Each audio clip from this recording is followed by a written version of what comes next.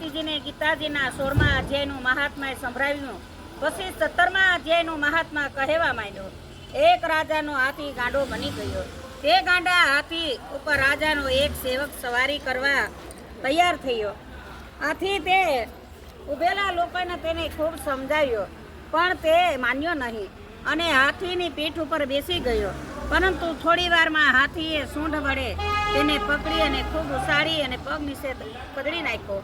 મૃત્યુ પામતી વખતે તેને એ ગાંડા હાથી પર અતિ ક્રોધ આવ્યો અને સાહસ કર્યું કે આ ગાંડા હાથીએ મને મૃત્યુના મુખમાં પહોંચાડી દીધો. રાજાએ એને મારી નાખ્યો હોત તો સારું થાત, કમસે કમ અમારું અપમૃત્યુ તો ન થાત. આમાં ક્રોધમાં તેનો જીવ નીકળી ગયો. આ મરી ગયેલા સેવકને બીજા જન્મમાં પશુ યોનિમાં થયો તે હાથી થયો અને તે આગલા જન્મનો રાજા પાસે રહ્યો અને સમય જતાં તે યુવાન થયો. તે રાજાનો માનીતો બની ગયો. રાજા હંમેશા તેના પર સવારી કરતા. એક વખત દશેરાનો તહેવાર આવ્યો. તે રાજા હાથીને ખૂબ શણગારવામાં આવ્યો અને રાજાએ સવારી ધામધૂમથી નીકળી. રાજાનો એ